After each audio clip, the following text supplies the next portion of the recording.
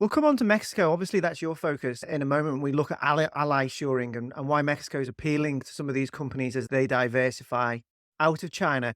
But who do you see as the other runners and riders, if I can put it like that, if you're a US producer looking for a non China alternative? Apart from Mexico, where wins the most business? Sure. So, Mike, I love the fact that you said ally shoring. We talk about near shoring, we talk about regionalization, right? But ally shoring is truly, a word that I use a lot and that we at Nepanoa use a lot because really what you're doing is you are, still doing international business, but aiming to the business in those countries that are going to be allies for the United States. So that way you can plan a little bit longer term, right? Things can change, specifically politically. We know that.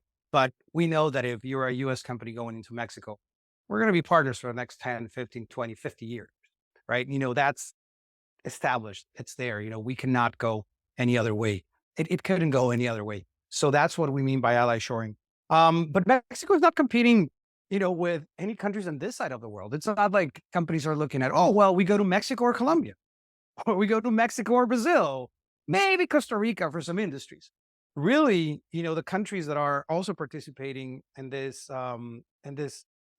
let's call it supply chain diversification, which is, companies leaving China and going into other countries. But you have India that has benefited tremendously, over the past 3 years for this. You have Vietnam, right? You have the Philippines, you have Thailand, which are those Asian emerging economies that continue to grow and that are taking a lot of this investment.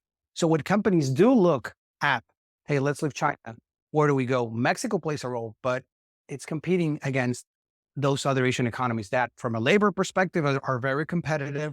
And from a quality perspective, they can be very competitive as well. And you don't leave that Asian region that some companies are already used to working.